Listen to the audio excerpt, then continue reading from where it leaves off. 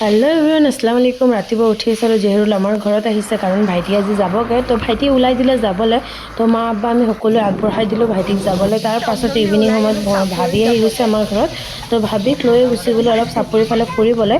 তাতে ইমান ধুনীয়া পৰিৱেশ হৈ আছিল গাইজ, ইমান কুঁৱলী পৰি আছে নহয় পিছফালে। তাকো 3টা বজাত ইমানেই কুঁৱলী হৈ গৈছে। ফটোশ্বুট হৈ আছে, ভাবিয়ে ফটো উঠাইছে। ইয়াৰ পিছত মোৰ গাড়ী গাইজ আমি আজি আছো চাপৰিত।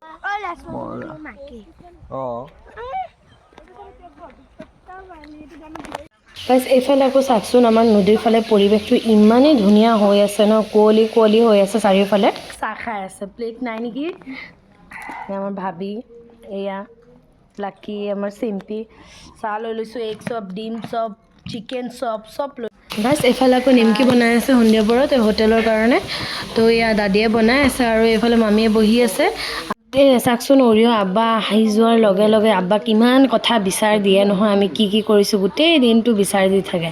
তাৰ পাছতে এইফালে আকৌ ভণ্টিয়ে ফ্ৰাইড ৰাইচ বনাইছে আৰু এইফালে জুই লগাই ল'লোঁ। জুই লগাই বহি আছোঁ আৰু আমাৰ সেইফালে বহি আছে আমাৰ লাইলা। তো আব্বাও আহি গ'ল, তো আব্বাও জুইৰ ওচৰত বহি গ'ল। আমাৰ অৰিঅ'ক চাওকচোন ক'ত উঠি বহি আছে। গাইজ ই বহুত দুষ্ট কৰে, বহুত দুষ্টামি কৰি থাকে। গাইজ আজিলৈ ইমানে আছিলে, বাই বাই গাইজ, আৰু এটা ভিডিঅ'ত লগ পাই আছোঁ।